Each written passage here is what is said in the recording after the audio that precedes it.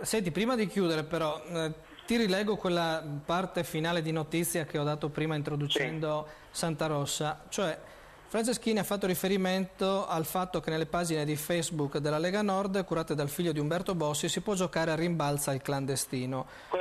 Scusa, aspetta, non è più tempo di archiviare tutto ciò come stupidaggine o propaganda estiva, questo si chiama razzismo. Il gioco, fra l'altro, consiste nel cliccare con il mouse in prossimità dei barconi zeppi di immigrati e cercare di respingerli in mare prima che scompaiano dal monitor. E io ricordavo, lo ricordi sicuramente anche tu, quando esattamente quel gioco delle foibe, che insomma forse sono su livelli un po' diversi, ma mi pare che il concetto ci sia un concetto comune. No, sia il giochino delle foibe sia il giochino del rimbalzo li metto sullo stesso piano, uguale, identici.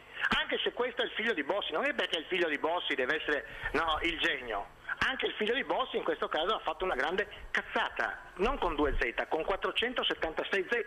Perché? Perché ha messo in ridicolo lo stesso movimento e lo stesso suo padre. 2 schiaffoni sul groppone, io spero che Umberto Bossi gli dia.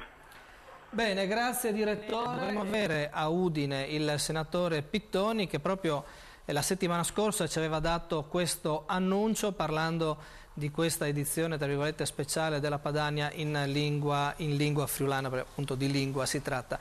Però Pittoni, se consente, anche una battuta veloce su questo modo infausto di prendere in considerazione il problema con questo gioco altrettanto stupido dei barconi, così come lo abbiamo detto. Pittoni. Sì, io non sono al corrente, non so esattamente di cosa si tratti, posso parlare invece di quello che sta succedendo nel Mediterraneo, perché ma una posizione la può prendere, scusi Pittoni, mi scusi, ma una posizione la può prendere, se è stata fatta una stupidaggine, penso che se è stata fatta una stupidaggine, si può anche dire che è stata fatta una stupidaggine. Fuori discussione. Esattamente.